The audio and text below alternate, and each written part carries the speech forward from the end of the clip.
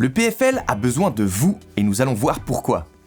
L'Emanscope, un projet unique en son genre, sollicite dès maintenant et jusqu'en octobre 2025 les utilisatrices et utilisateurs du plus grand lac alpin pour mesurer son état de santé. S'il va mieux que dans les années 70, on sait que le Léman présente une santé fragile. Le dérèglement climatique, les pollutions et les espèces invasives peuvent nuire à la qualité de ses eaux. L'Emanscope cherche environ 500 co-chercheurs et co-chercheuses qui possèdent une embarcation, même légère, afin de collecter des données grâce à une simple application web et à un disque de Secchi. Les chercheurs s'intéressent particulièrement à la transparence et à la couleur de l'eau. Ainsi, ces données collectées par les bénévoles aideront à évaluer la précision des données satellites et à mieux comprendre les processus à long terme affectant le lac, tels que le réchauffement climatique et l'invasion des moules quaggas. Si vous souhaitez rejoindre le projet, ça se passe sur le lien qui s'affiche en bas de votre écran.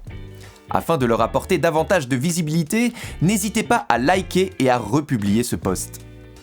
L'Ofen vient de publier la statistique sur la force hydraulique en Suisse. Avec une part qui monte aujourd'hui à 58%, la force hydraulique reste la principale source d'énergie renouvelable de notre pays.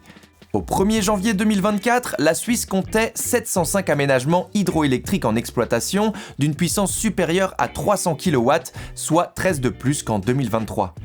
L'actualisation régulière de la production attendue des installations existantes a entraîné une baisse de 90 GWh par an. Cette baisse est principalement due à l'hydrologie inférieure à la moyenne au Tessin et dans les Grisons au cours des dernières années. Les cantons présentant les plus grandes perspectives de production sont le Valais avec 10 335 GWh par an, soit 28%, les Grisons avec 7 909 GWh par an, soit 22%, on retrouve juste derrière le Tessin ainsi que Berne. Le stockage de l'énergie gagne en importance dans la sécurité d'approvisionnement et les centrales hydroélectriques jouent un rôle majeur en Suisse. Si vous souhaitez en savoir davantage, retrouvez l'article complet sur domotech-magazine.ch. L'angoisse de l'autonomie et de la recharge des véhicules électriques ne sera bientôt plus qu'un mauvais souvenir. Vous en avez assez d'attendre des plombes que votre voiture se recharge? Eh bien, le constructeur suédois Polestar a réalisé un test extrême de charge ultra rapide avec un prototype de leur futur véhicule Polestar 5. Grâce à un partenariat avec StoreDot, société israélienne spécialisée dans les technologies de batterie à recharge rapide, ils ont réussi à recharger la batterie du véhicule de 10 à 80% en 10 minutes seulement. Ce test a été réalisé avec un prototype utilisant une batterie de 77 kWh, mais le modèle de série pourrait offrir jusqu'à 100 kWh. La Polestar 5 pourrait alors gagner environ 320 km d'autonomie en 10 minutes, un score assez impressionnant qui se rapproche petit à petit de ce que les automobilistes expérimentent aujourd'hui avec les voitures à combustion.